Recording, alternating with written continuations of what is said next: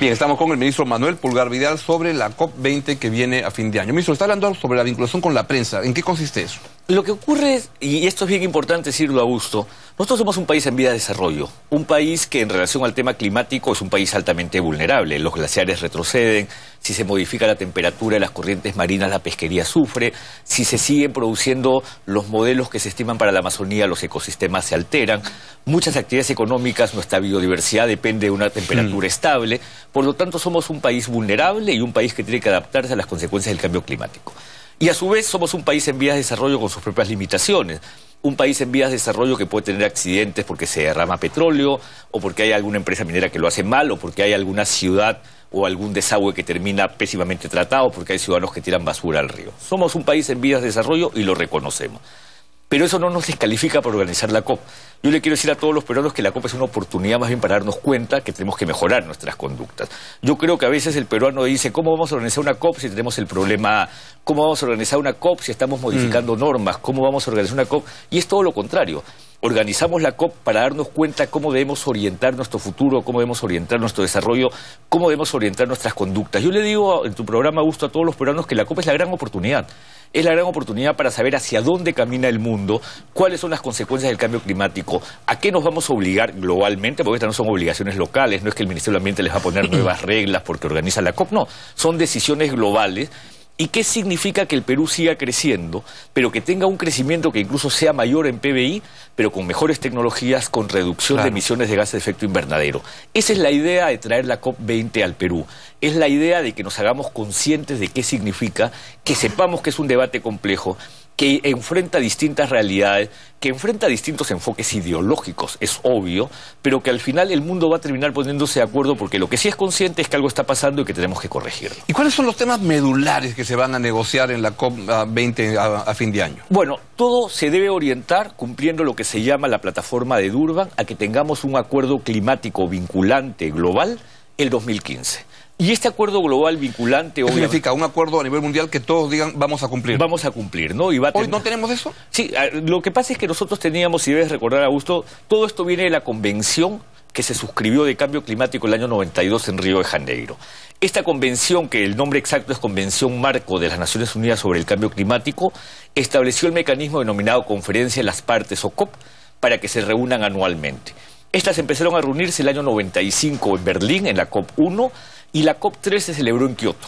Y en Kioto se suscribió el protocolo de Kioto, que era como un mecanismo de más especificidad para que ciertos países, los denominados anexo 1 o también más desarrollados, cumplan con un proceso de reducción de emisiones. Este protocolo de Kioto te decía que esa reducción debía ser de 5.2 del promedio de las emisiones del 90 entre los años 2008 al 2012. Es decir, el protocolo de Kioto te estableció un periodo de compromisos que terminaba el 2012. Fue por ello que muchos años después se dijo, vamos pensando en un nuevo acuerdo. Ese acuerdo debía suscribirse el 2009 en Copenhague, pero Copenhague fracasó. Claro. Y entonces en algún momento, cuando Cancún, y ese es el éxito que tuvo México con el liderazgo del presidente Calderón, rescató el proceso, se dijo, vamos a darle al protocolo de Kioto un nuevo segundo periodo de compromisos con otras reglas un poco más flexibles, pero orientémonos a tener un nuevo acuerdo.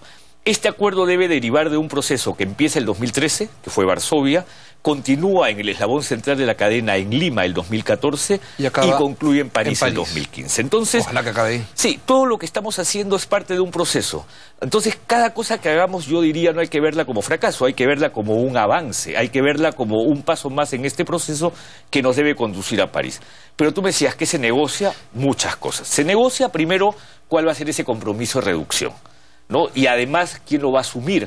Hay en las convenciones de cambio climático un principio que se llama el de responsabilidades comunes pero diferenciadas, que lo que te está diciendo es, todos somos responsables del cambio climático, pero el nivel de responsabilidad varía en función a nuestra historia, a nuestros volúmenes, a nuestros procesos, y por lo tanto las obligaciones debieran ser diferenciadas. ¿Quién paga la factura de eso? ¿Quién paga la factura? Y no es que se le atribuya a nadie la factura total, pero probablemente una más carga de esa factura. Pero ¿qué ocurre? Si bien es cierto, todos en el mundo siguen respetando el principio, algunos países ya no quieren que haya esta diferenciación de anexo 1 obligado y no anexo 1 no obligado, sino que todos asumamos de una u otra manera obligaciones con cierta diferencia, pero que todos estemos obligados. Ese es uno de los elementos más complejos de la negociación. La negociación es qué se acuerda y quién paga lo que se acuerda. Y quién paga y cuánto paga y desde cuándo lo paga, ¿no? Claro. Y entonces, proporción cada uno, eso, ¿no? Augusto, te señalo, todavía no está resuelto. Eso es parte de la negociación que se sigue dando. Y aunque parezca, y inmediato tú me podrías preguntar, bueno, pero diciembre está a la vuelta de la esquina, faltan 90 días, también te podría decir todavía hay 3 momentos previos a la COP donde eso se va a negociar. Y además formales y espacios no formales como el de las mayores economías del mundo o Major Economies Forum que se reúne en Nueva York el 20 y 21 de septiembre. Entonces, ese es un elemento. Otro elemento es el de las finanzas climáticas. Y ¿qué significa eso? Es que el año 2009 y luego confirmado el 2010 hubo un compromiso de las grandes economías que se cree el Fondo Verde del Clima y que este Fondo Verde del Clima tenga un proceso de capitalización que implique que mueva recursos por $100.000 millones al año a partir del año 2020. Pero eso significa que los países que pusieron el compromiso ahora tienen que poner el dinero. Claro. Ya se establecieron los primeros 1.000 millones, que lo hizo la canciller Merkel con ocasión de la visita del presidente Humala a Berlín hace pocas semanas. Pero se espera que el resto de países desarrollados dé también una señal positiva. Hemos avanzado en ese proceso de negociación de manera interesante y en otros elementos del debate de finanzas climáticas con la celebración de la Semana de Finanzas Climáticas en Lima la semana pasada, que fue muy positivo, Calderón y que es donde vino el vamos a ver a presidente continuación. Calderón. Otro tema que también es interesante tiene que ver con las denominadas contribuciones nacionales. Y lo explico a los televidentes. En Varsovia el año pasado se dispuso que todos los países del mundo deben presentar en el primer trimestre del año 2015 su contribución nacional, que es su programa de cómo van a reducir emisiones de gases de efecto invernadero. Para un país como el Perú, obviamente, el mayor enfoque de esa contribución nacional tiene que ser en control de la deforestación, porque el Perú, el 40% de sus emisiones vienen por deforestación o cambio de uso del suelo, es decir, cuando convierto el bosque en chacra. Por eso es que es tan cuestionable esto que están talándose el bosque para poner palma, incumpliendo todas las regulaciones, y eso es absolutamente sancionable. Entonces, estamos hablando de temas tan complejos como bosques, mitigación, adaptación, finanzas climáticas, el mecanismo de pérdidas y daños, que es un mecanismo exigido por los estados insulares para ser compensados, pero ahí hay todavía mucho debate. Estamos hablando de transferencia tecnológica y construcción de capacidades. Son muchos temas que se discuten en distintas mesas que nos deben llevar a que se consoliden en un acuerdo, y lo que Lima pretende es avanzar en la negociación. Y como has visto en el documento que se repartió ayer, COP20 Avanza, el Perú tiene 5 medidas de éxito. Una es la negociación, pero también es mantener el debate climático con todos estos eventos paralelos que se dan en la ciudad. El tercero es estos temas emblemáticos que te mencioné, bosques, océanos, darles mayor relevancia. El cuarto es la del país anfitrión, es decir, es fundamental que el Perú sea un país anfitrión que trata a los visitantes como están en casa, y van a llegar 12.000, van a consumir, van a gastar, van a generar ingresos. Hay un cálculo, había visto, de cuánto es lo que se espera que signifique en turismo, en recursos que quedan como consecuencia de la COP. La COP le cuesta al Perú alrededor de $90 millones, y se espera una recuperación de muy corto plazo de alrededor de 120 millones directa. Pero sin embargo se espera que hayan compromisos de canalización de inversiones por montos importantes. Hubo compromisos de inversiones para México cuando organizó la COP en Cancún el 2010 de más de $2.000 millones, porque estás hablando que vienen empresas que tienen tecnologías limpias, que buscan alianzas público-privadas. Es un gran evento. Es un gran evento. Y nos pone en el mapa absolutamente mundial el tema ambiental. Y claro, y la última, perdón, porque no corte, la quinta medida de éxito tiene que ver con las políticas públicas internas, estrategia de cambio climático, diversidad biológica y muchas otras. Entonces, estamos preparados, Augusto, y acá vuelvo a decirte lo que te decía hace un momento. La alianza con la prensa es fundamental. Información, difusión, cuanto se avanza, llegarán más o menos entre 1.000 periodistas especializados en el debate climático. Lima será una fiesta de gente que está debatiendo, pero que además está informando sobre lo que este debate climático representa. Va a ser estupendo. Creo que quería aprovechar los últimos minutos para preguntarle ya más el terreno político.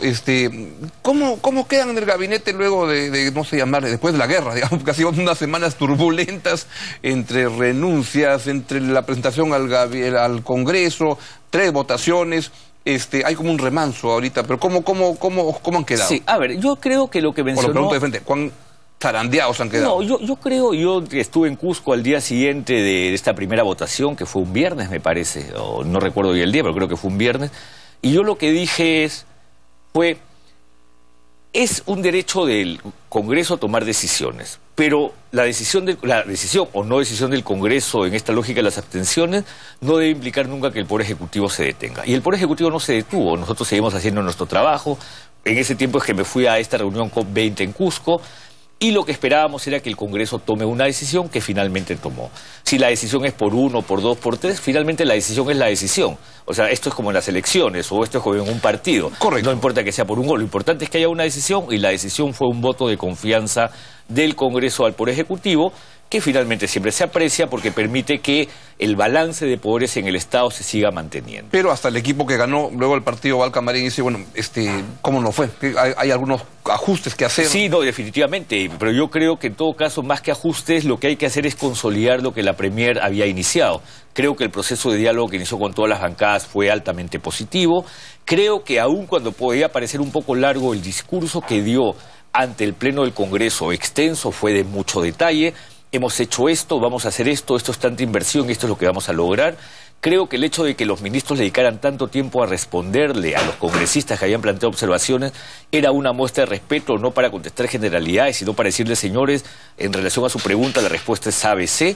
Y entonces esta lógica del diálogo, esta lógica de atender las demandas del Congreso, creo que tiene que consolidarse y profundizarse.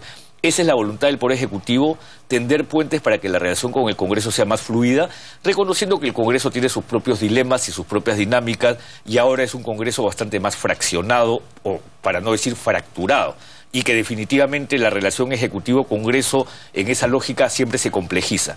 Pero nuestra tarea, a 2 años de culminar el mandato de este gobierno, es siempre tender los puentes del diálogo y seguir trabajando, y por otro lado saber, porque todavía está pendiente el tema de la interpelación a algunos ministros, que ese es un derecho absoluto del Congreso de la República, la interpelación, la censura, las comisiones investigadoras, pero a su vez es un derecho de los ministros que son convocados defenderse, tener el espacio, el ambiente y el tiempo suficiente para hacerlo.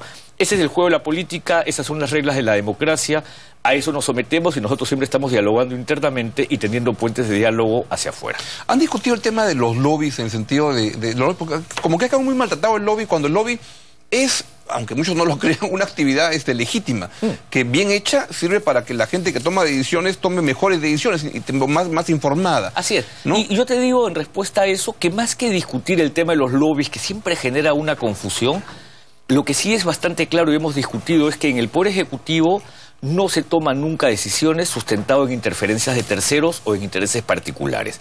Y creo que la mayor evidencia de eso, por ejemplo, en el caso famoso del Reglamento Ambiental de Hidrocarburos, es que el reglamento no existe. Yo podría entender una crítica severa si es que alguien encontrara una relación entre un interés particular y un artículo de un reglamento, pero el reglamento no existe, porque ese reglamento tendrá que tomar el tiempo que sea necesario hasta que el debate acerque la posición de 2 sectores que pueden tener diferencias, pero que al final van a encontrar un punto en donde coinciden. Entonces, no hay interferencias, eso es fundamental reconocerlo, y además hay un conjunto de filtros. Un reglamento, Augusto, que puede haberse iniciado en un sector, luego en su proceso político pasa al Consejo de Viceministros, donde es súper complejo, son varios viceministros, hay más viceministros que ministros. 34. Sí, y luego pasa a los ministros, donde además está el presidente de la República en Consejo de Ministros. Entonces, son muchos filtros que hacen que el Poder Ejecutivo trabaje siempre sin interferencias, que es la manera como se debe trabajar.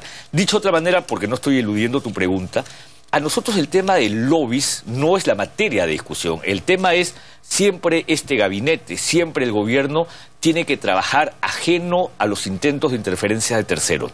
Las decisiones se toman en una lógica de Estado, siguiendo las reglas de Estado con objetividad, porque finalmente lo que no implica dejar de escuchar, que es lo que van diciendo todas las partes que tengan un interés en el... Nosotros escuchamos a la sociedad civil que tiene algunas críticas sobre la Estrategia Nacional de Cambio Climático, convocamos a los grupos al Ministerio y los escuchamos a los pueblos indígenas, yo me reúno con AIDESEP y CONAP continuamente, escuchamos a las empresas, eso es absolutamente válido, lícito, es legítimo, pero eso sí, la decisión no tiene interferencia.